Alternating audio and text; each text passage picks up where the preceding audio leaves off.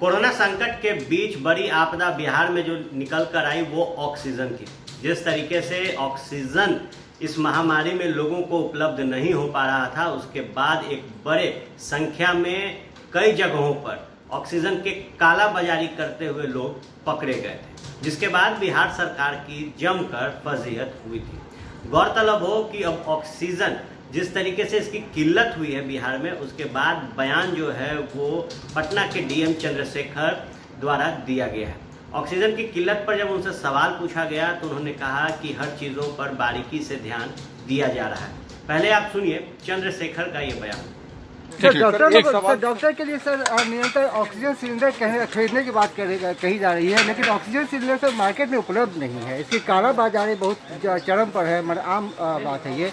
तो उसके लिए क्या होना है सर? अब तो काफ़ी कम हुआ है मांग। पहले बीच में बहुत ज़्यादा थी ऑक्सीजन सिलेंडर की मांग, और अब काफ़ी कम हुई है। हम लोग इसको जो आप बता रहे हैं, इस पर हम लोग देखेंगे कि क्या हम लोग इसमें सहयोग कर सकते हैं। मजबूरी में सर लोग 70,000, 75,000, 1 लाख रुपए तक में भी ऑक्सीजन के सिलेंडर खरीदने के लिए मजबूर हो रहे हैं। नहीं, हम लोग इसको देखेंगे और हम लोग कोशिश करेंगे कि अधिक से अधिक उपलब्ध हो मार्केट में। सर आपने सुना, पटना के डीएम चंद्रशेखर ने साफ तौर से कहा है कि हर एक चीज़ को बारीकी से देखा जा रहा है।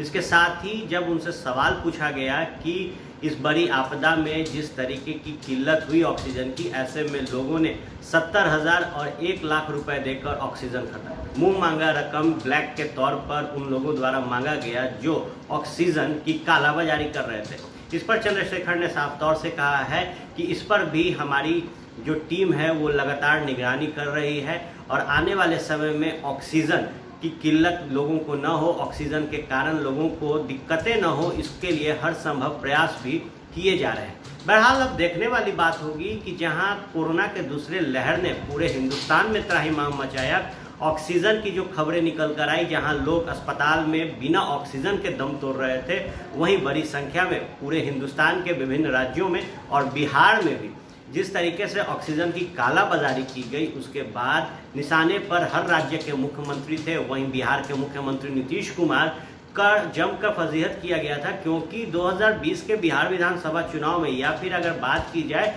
तो जिस तरीके से डबल इंजन की सरकार का प्रचार बिहार की एनडीए सरकार कर रही थी, उसके बाद अगर ऑक्सीजन जैसी चीज़ों की किल्लत इस बड़ी आपदा में किसी राज्य में होती है तो ये एक बड़ा सवाल पैदा करता है। इसके साथ ही अगर बात की जाए तो कई दफ़े पटना हाईकोर्ट ने भी ऑक्सीजन की किल्लत को लेकर बिहार सरकार को फटकार लगाई थी, जिसके बाद प्रतिदिन कहा गया कि एक वेबसाइट है हाईकोर्ट का, जिसके तहत आप जाकर कंप्लेन कर सकते हैं कि ऑक्सीजन अगर आपको नहीं मिल रहा। ऐसे में अब जब राजधानी पटना के डीएम चंद्रशेखर ने ये बयान दिया है तो देखने वाली बात होगी कि किस तरीके से इस पर बिहार की जो प्रशासन टीम है, राजधानी पटना की जो प्रशासन की टीम है, कैसे काम करती है। तमाम राजनीतिक गलियारों से जुड़ी खबरें आपको फर्स्ट बिहार पे मिलेंगी। बने रहे फर्स्ट बिहार के साथ। धन्यवाद।